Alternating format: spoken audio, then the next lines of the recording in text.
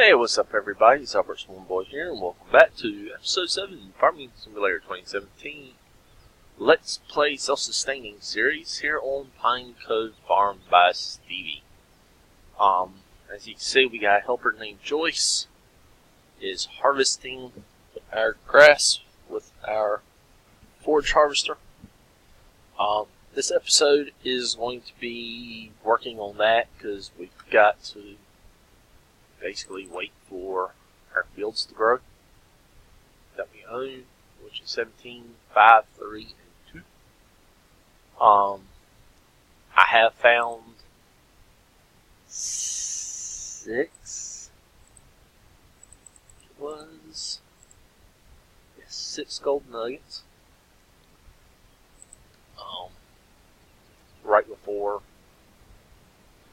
Right after I got the helper going, or right before I got the helper going, we leased a mod that I have. I activated it, leased it. The DJI Phantom 2. So basically we are inside of a drone.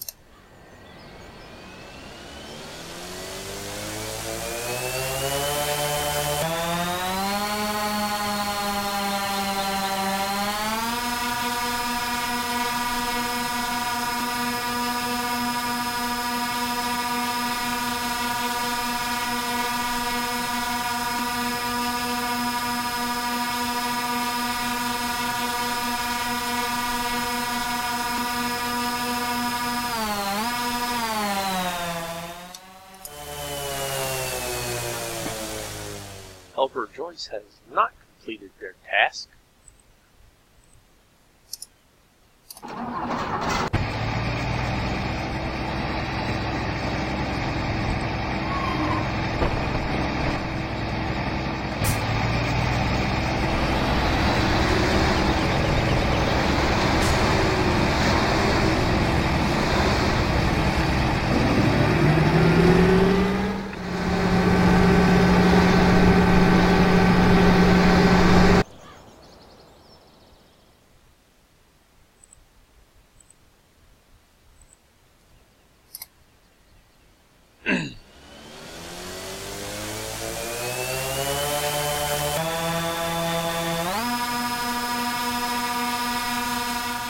Probably won't give it much more juice than this fly with.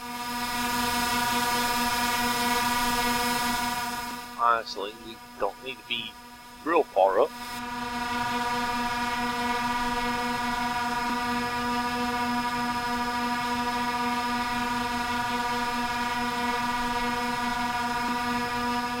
I'm using this because if I'm not mistaken, I remember some being on roofs. And that's why I leased it instead of buying it, because this way I can take it out after we find most of them.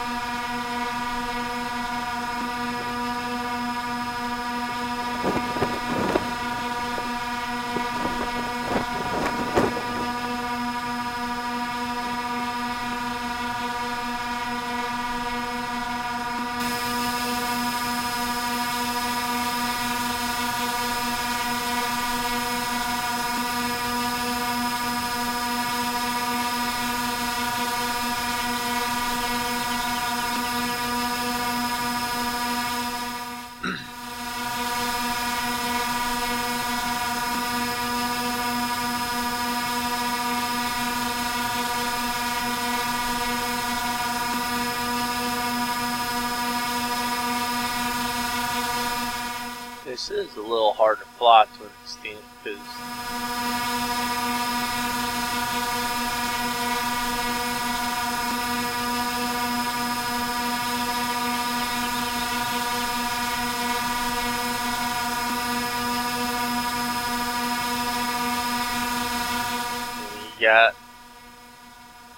they talk about your pitch,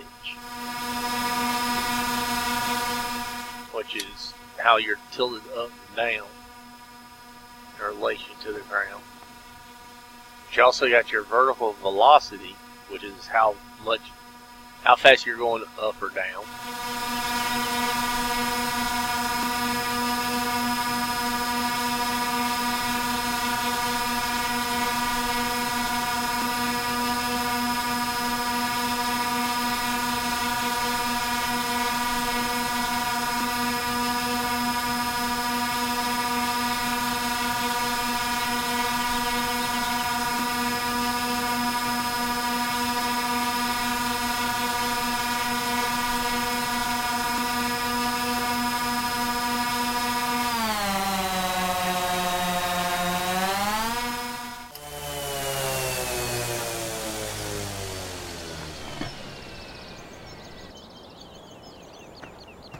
I think if we can get to the 10, we'll be good, because then we'll get the rest of them to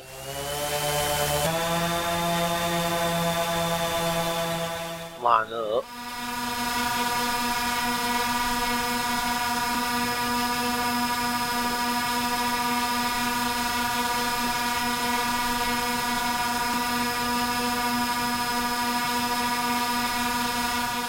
Or to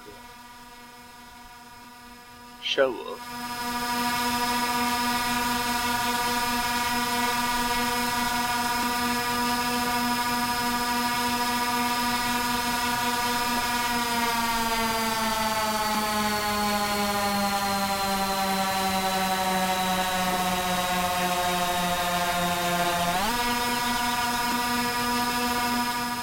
As I was saying, I want to I remember the last time I played this map that there were some on the roofs of some of these. This it makes it easier to get to them. If I'm not mistaken, there was like one up here somewhere.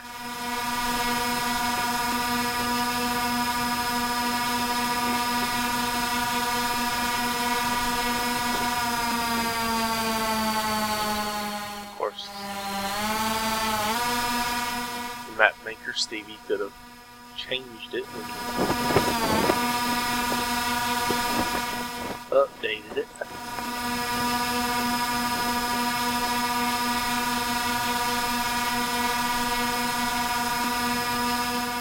The template he had.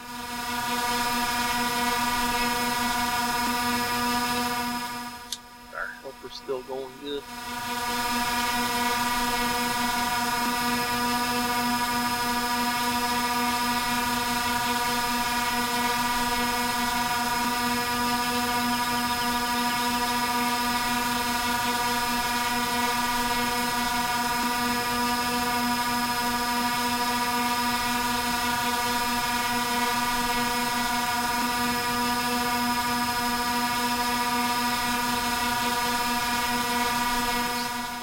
I remember one over here. Yep, there it is.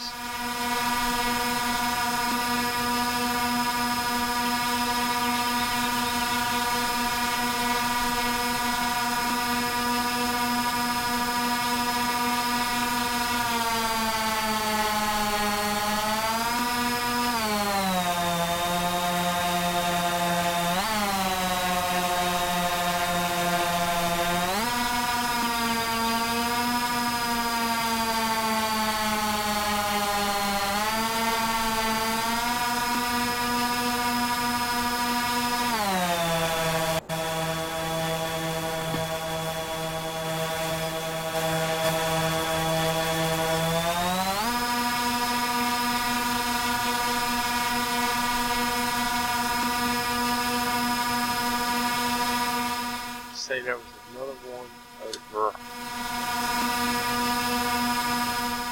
this one.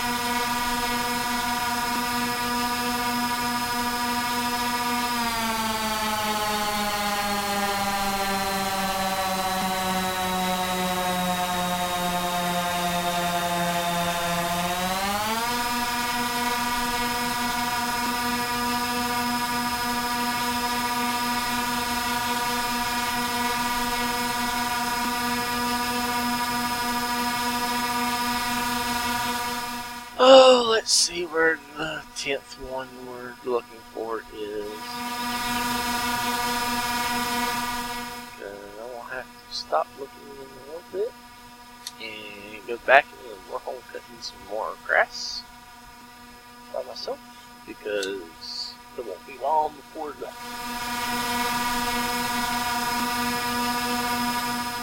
felper is done.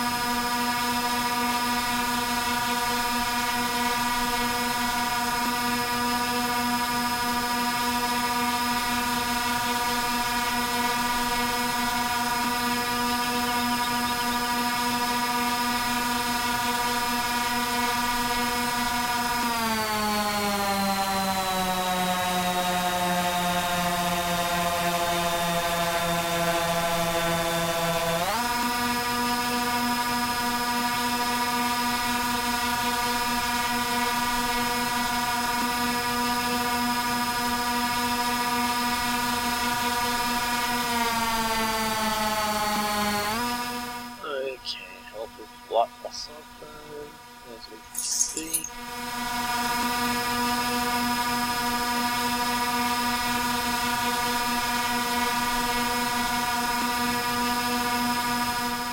Oh, let's fly over here real quick and check.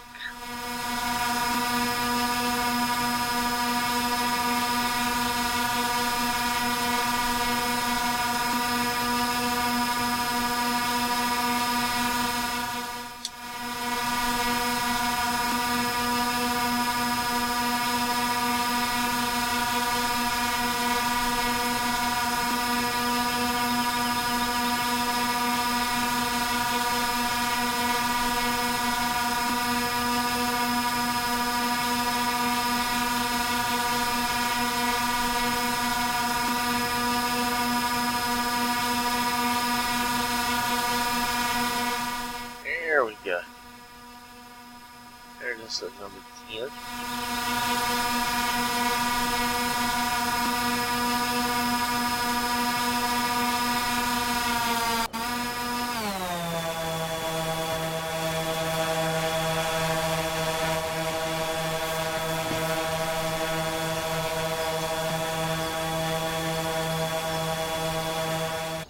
Okay, so we got the 10.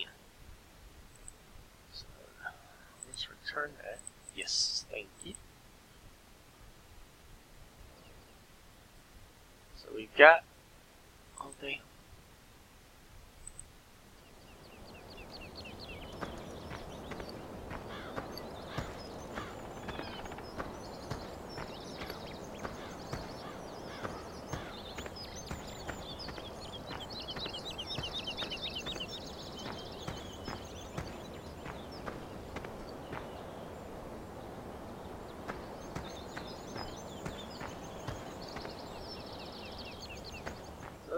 this is open. Looks like it says these are inside. Oh, damn. They were. At least the one was. There's the other.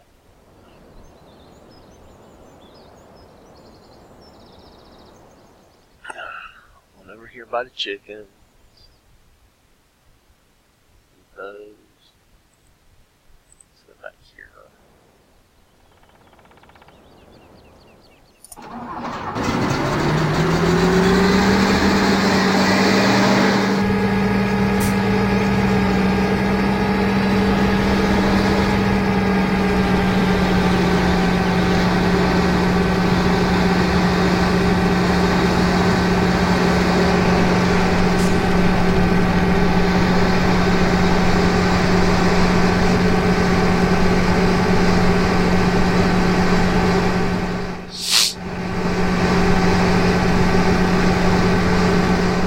So the helper between the two got us basically halfway full trailer.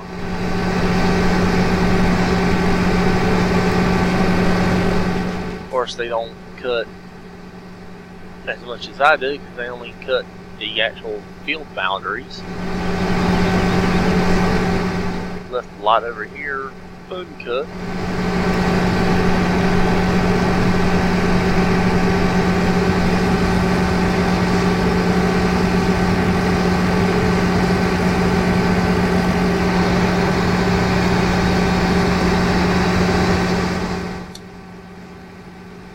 I don't even think I cut all of this over here when I cut earlier.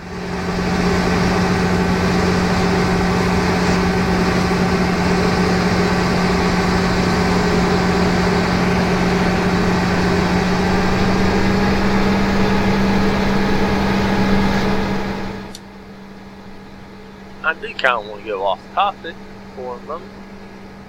I don't know if anybody has seen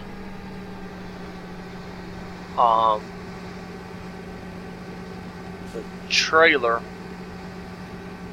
for the live action. I'm guessing they're doing CGI for the other part. Adaptation of Winnie the Pooh. Has I think it's Ewan McGregor.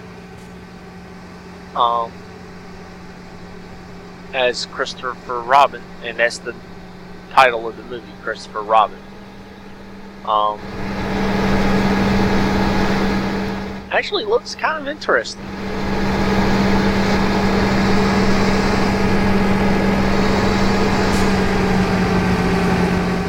And if I remember correctly, the author of the Winnie the Pooh stories, his son was actually named Christopher Robin.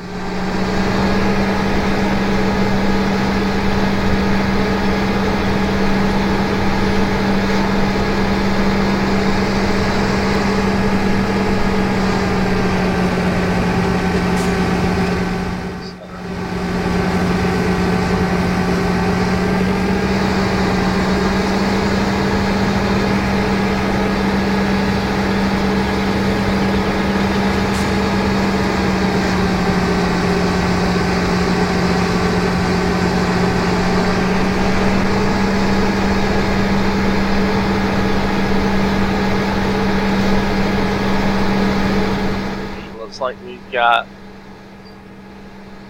a nugget in the cow pen, one in the sheep pasture, one in the pig enclosure.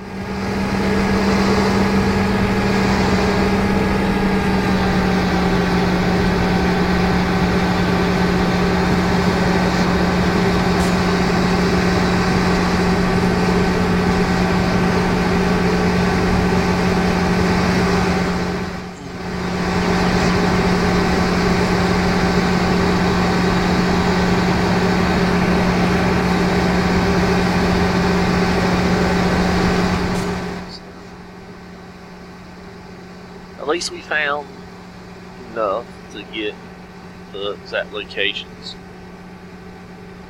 back up. I knew there were some up there by 5. I don't know why I didn't find them. And of course, you look, there's what, 1, 2, 3, 4, 5, 6, 7, 8, 9, 10, 11, 12 that we missed in the town area alone. And we flew over the whole thing with the DJI Phantom mod, and we still couldn't find them.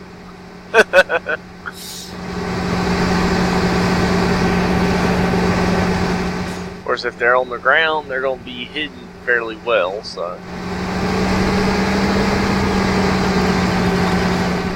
I can't say much about that.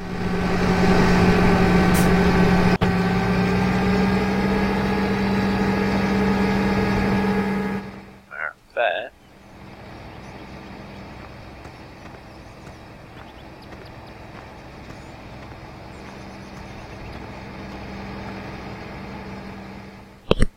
one in the cow pen should be. There we go.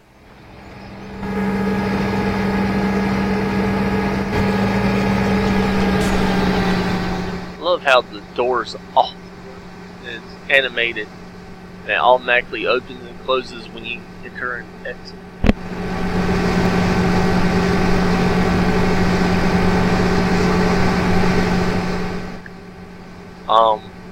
Do have new mods that I've added.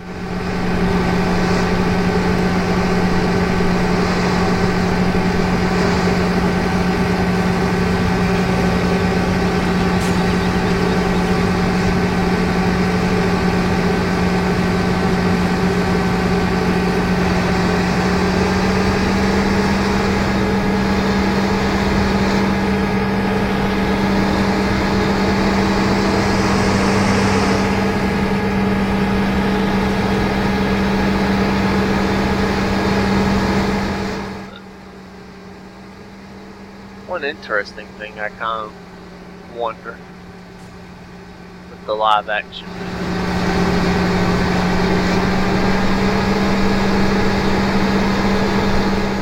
is if they are going to use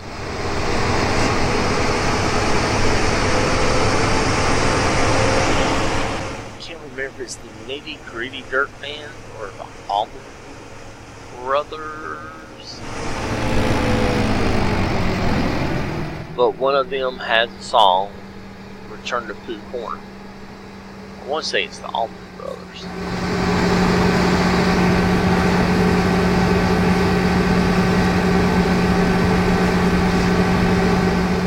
I wonder if they're going to use that song in the movie.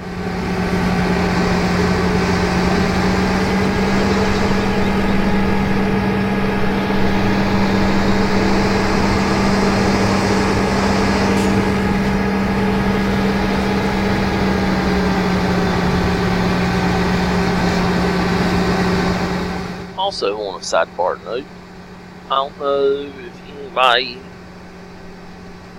is on Reddit, but last night, Ripper sent me a message. Well, excuse me, I was 12:10 a.m. this morning. There's a subreddit called Thanos Did Nothing Wrong. And basically it talks about what Thanos was wanting to do wasn't wrong or anything.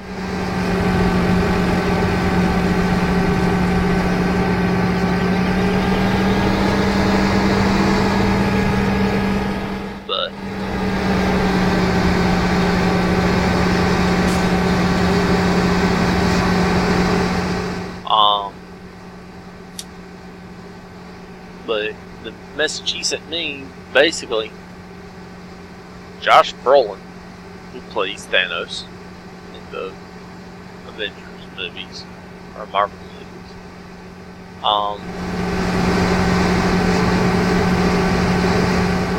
Sent the thread a message, basically. And he's like, okay, Reddit, you ready? 3, 2, 1, and snaps his finger. Basically as the countdown for the event. The subreddit posted that at 9 p.m.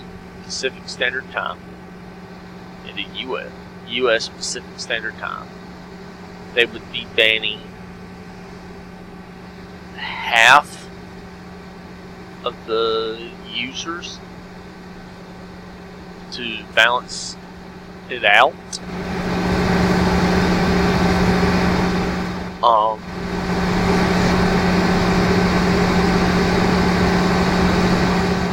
And evidently it was brought to Josh Brolin's attention, and he was like, hey, I'm going to do this. So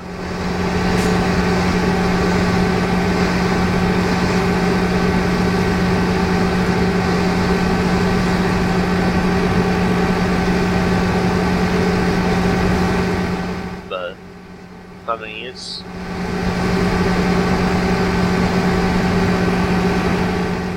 cool that he did that. And I mean, you figure too, he's been busy over the last year and a half.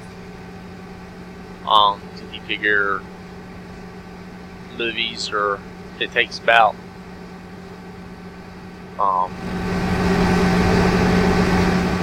anywhere between a year to 2 years, depending upon the movie. From the time it's shot to the time it's released.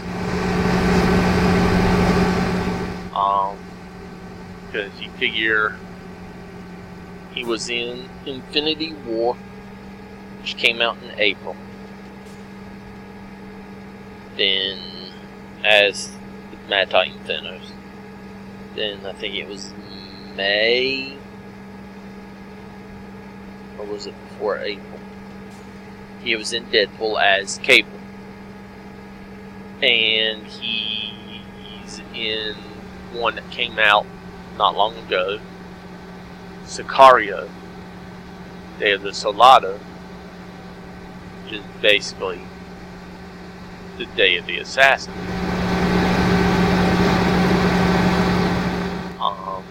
So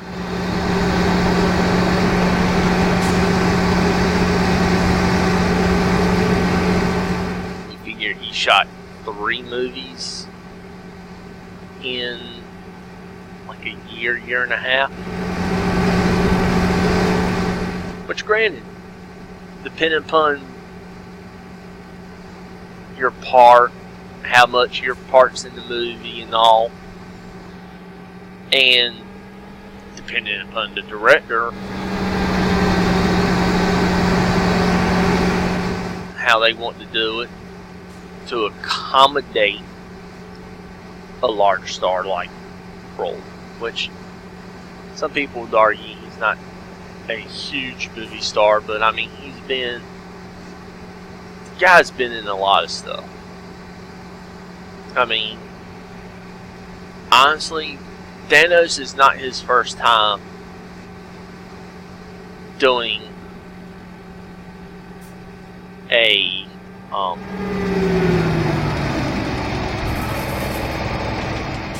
adaptation of a comic book character. A lot of people kind of panned it, but he was the title character in the DC Comics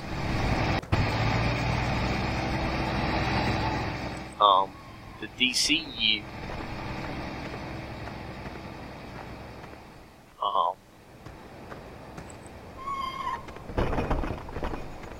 the DC movie universe. Excuse me. comic book movie adaptation Jonah Hex as Jonah Hex.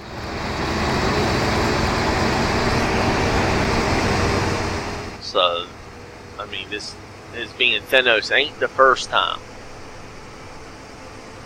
And if I'm not mistaken, your first glance of him as Thanos was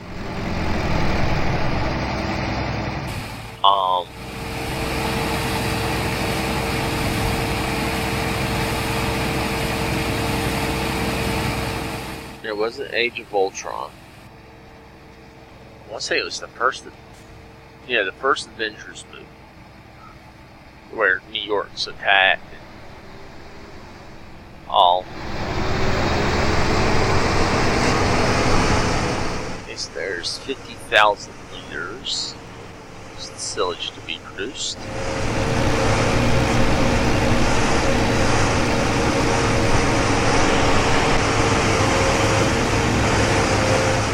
Let's go to get back.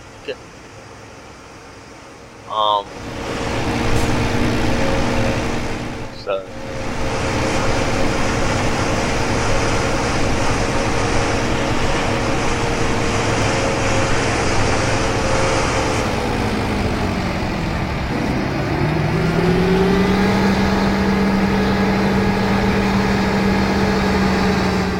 It's just like Ryan Reynolds, who, of course, everybody knows is playing the title character, Deadpool. Deadpool wasn't his first comic book adaptation movie. Granted, people like to forget about the first one because it just stunk to high heaven. And it ain't his fault, it's the fault of, in my opinion, DC, the director, the studio.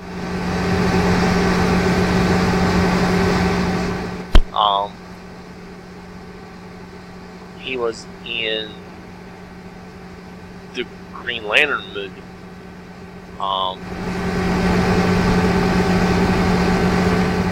And of course, everybody's like, "Oh, the DCU's just getting started. DCU's just getting started." Well, so far as a continuity thing, yeah, they're just getting started. But you got to look to an extent. The DCU has been around since the DC movie universe. So far at, and basically, I'm saying the DC movie universe, or any comic book related universe. If I'm not mistaken, the first comic book character to be adapted to mainstream movies, if I'm not mistaken, was Superman with Christopher Reeve. And that was late 1970s, I believe. So I know it was, I think, late 80s, like 88, 89, that he ended up with his spinal cord injury that he had that caused him to be paralyzed.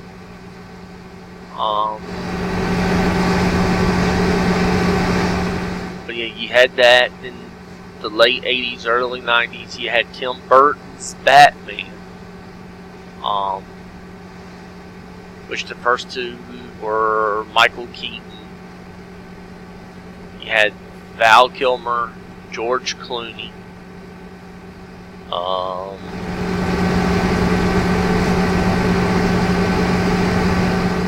trying to remember if there's anybody else. But, I mean, that, honestly, that kind of hurt Batman, in my opinion. And this is my opinion.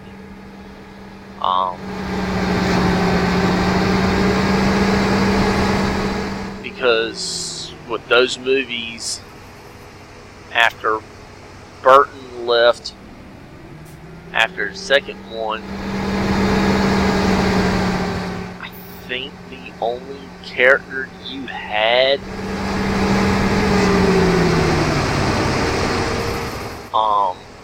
outside once they introduced Robin in Batman and Robin was the same throughout the entire movies was the gentleman that played Alfred, the butler. I think he was the only one that was the same throughout. You might have had a couple characters that were the same. I don't remember if the gentleman that played Commissioner Gordon was the same through the whole movie and all. But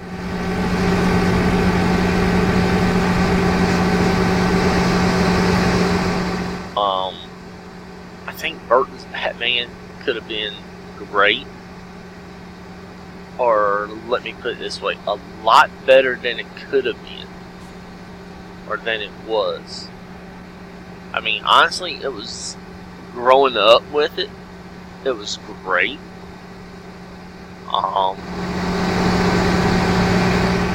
But at the same time, having seen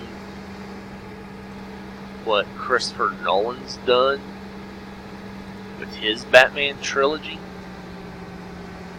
because the Tim Burton trilogy, or set of movies, the character of Bane was reduced to being basically comic relief.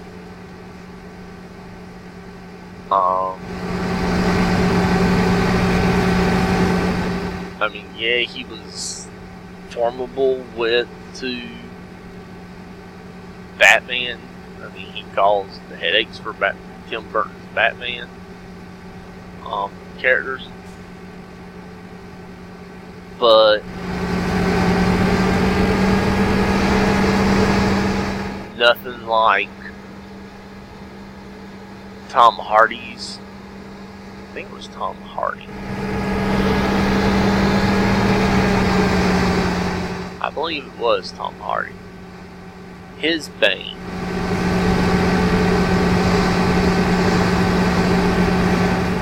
I mean, you look at the two different Banes, and Burton's Banes looks like a bad 80s, late 80s, early 90s WWE, WCW. Honestly, looks like a reject idea for a wrestler. I mean, he's so muscle bound, wearing the mask, the black unitard.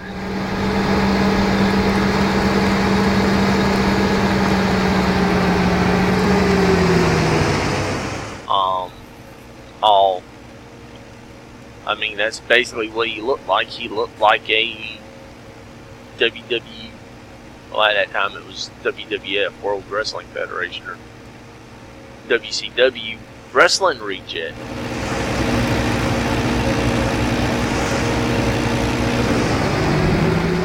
Where Hardy, if I'm not mistaken, he's not overly tall.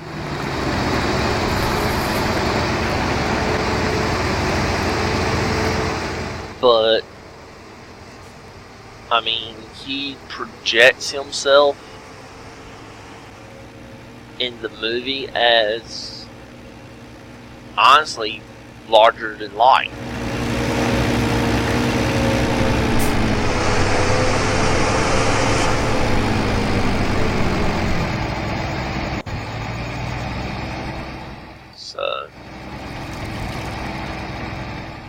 other one's right up.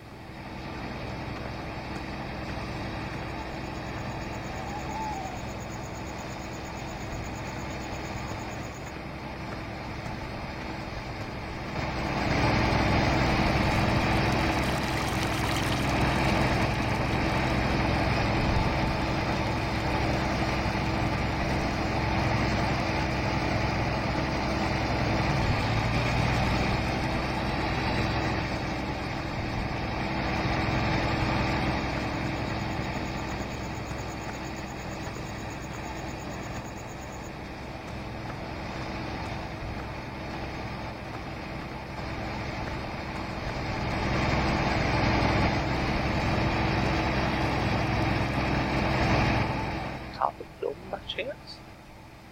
Yes, it is.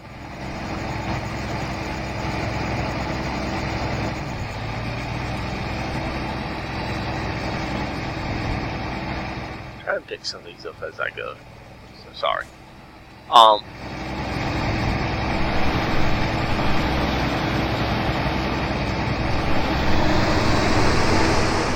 But yeah, Tom Hardy Bane, while not as tall or as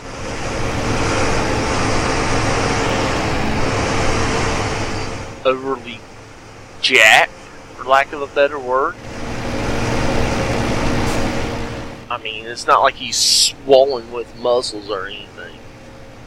But, I mean, he's honestly a intimidating nemesis.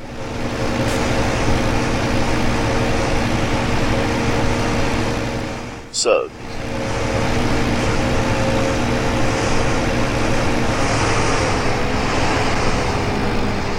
I mean, it's one of those things. It's like,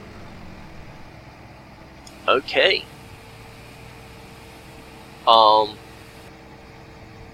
Mr. Freeze, which he didn't deal with in Nolan's. Dealt with the Joker. He didn't deal with the Penguin. Which honestly, Jack Nicholson was great as the Joker in Burton's. But at the same time, Heath Ledger just, I mean, Nicholson's Joker was over the top. I mean, he basically, literally made him kind of overly exaggerated. Let's see, you had the Joker in both sets of movies, Burton's and Nolan's. Two-Face in both, Bane in both. I think that's it. 'Cause I don't think he had the Scarecrow in Burton.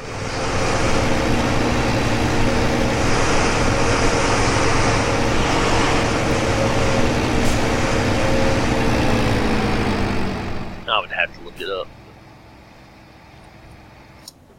I mean, you've got a lot of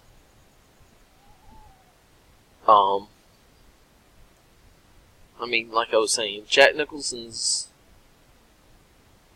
version of the Joker is really good. It's more over the top, where Heath Ledger's is more dark. And I know I'm kind of rambling on. I do want to get this wrapped up here soon. And I do apologize about the tangent. But we got 18 in field 18 in that area cut that we've been cut. Okay. So that covers Joker. We've covered Bane. I don't know who the actor was that played Bane. I don't remember in Burton's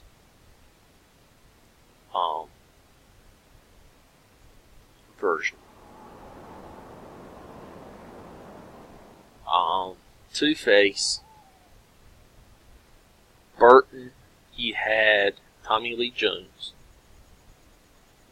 who was really good playing Two-Face, opposite of Jim Carrey's The Riddler. And of course, Jim Carrey, I mean, the guy he can do a lot. There's so much that he's versatile as an actor. He did the live version of The Grinch. He was great in that. Truman Show, he was really good in. And of course, his Ace Ventura movies. A really dark side of him that you see is in the movie The Number 23.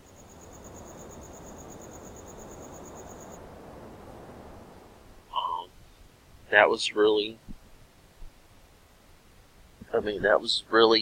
a turn for him. But Tommy Lee Jones was great in that role as it was written.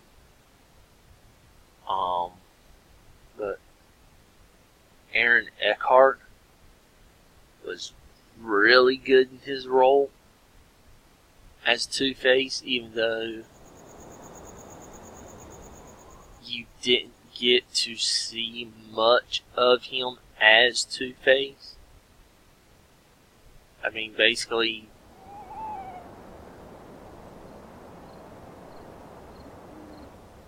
Batman saves him while the police are trying to get to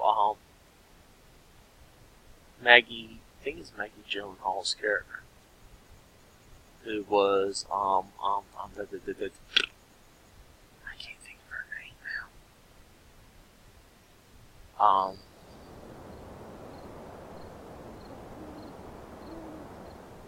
But I mean, you see Aaron Eckhart as Two-Face in the hospital with Ledger's Joker.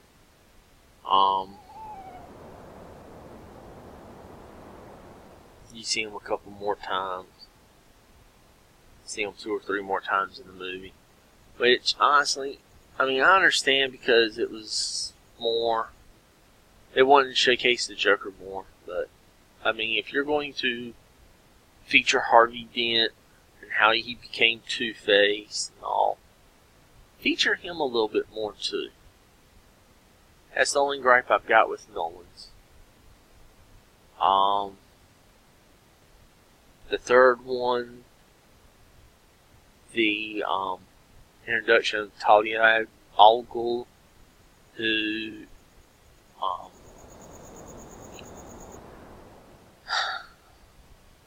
if anybody reads the comics, has been for a good long time a on again, off again lover, ally, and nemesis to Bruce Wayne, aka Batman.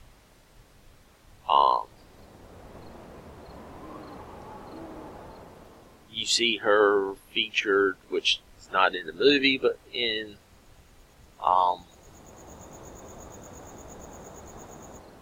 Batman Arkham City. You see her featured in there.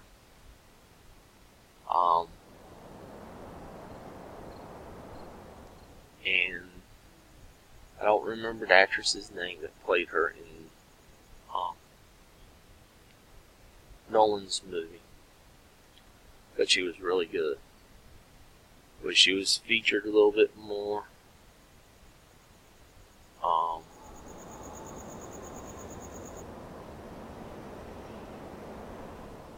But it was really good.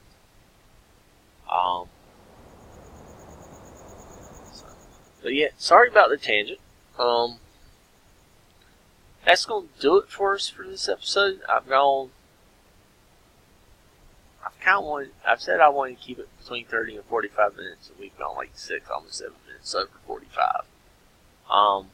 But we're going to get the silage run through. I'll probably try to find more of the nuggets now that we have the locations. Probably try to go pick most of them up.